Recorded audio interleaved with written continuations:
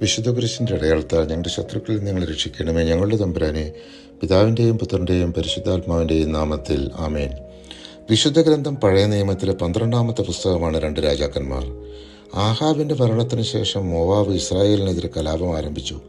രാജാവായ അഹസ്യ വീണ് കിടപ്പിലായപ്പോൾ കർത്താവിൽ ആശ്രയിക്കുന്നതിന് പകരം അവൻ എക്രോണിലെ ദേവനായ ബെൽസബൂബിൽ ആശ്രയിച്ചു. ഏലിയ പ്രവാചകൻ വഴി കർത്താവ് ആഹാബിന് മുന്നറിയിപ്പ് നൽകി.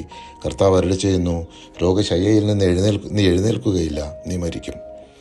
അഹസ്യ രാജാവ് 50 പേരുടെ ഗണത്തിൽ നായകനോടൊപ്പം ഏലിയയുടെ അടുത്തേക്ക് അയച്ചു.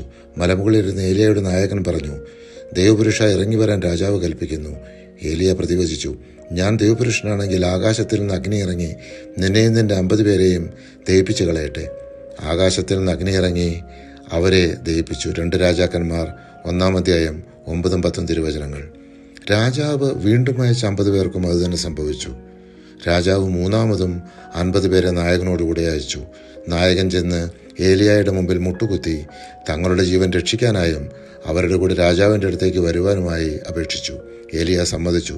രാജസന്നിധിയിൽ ചെന്ന് ഏലിയ രാജാവിനോട് പറഞ്ഞു, കർത്താവ് അരുളി ചെയ്യുന്നു, എക്രോൻ ദേവനായ ബെൽസബൂബിനോട് ആരായാൻ ദൂതന്മാരെ അയച്ചതുകൊണ്ട് നീ രോഗശയ്യയിൽ നിന്ന് എഴുന്നേൽക്കുകയില്ല, നിശ്ചയമായും നീ മരിക്കും. കർത്താവ് അരുളി ചെയ്തതുപോലെ അവൻ മരിച്ചു. അഹസ്യയ്ക്ക് പുത്രനില്ലാതിരുന്നതിനാൽ അവൻ്റെ സഹോദരൻ ജോറാം രാജാവായി. ഏലിയായും അനുചരനായ ഏലീഷായും പ്രവാചകഗണത്തിൽപ്പെട്ട മറ്റ് 50 പേരും കൂടി ജോർദാൻ കരയ്ക്കെത്തിയപ്പോൾ ഏലിയ മേലങ്കിയെടുത്ത് ചുരുട്ടി വെള്ളത്തിലടിച്ചു.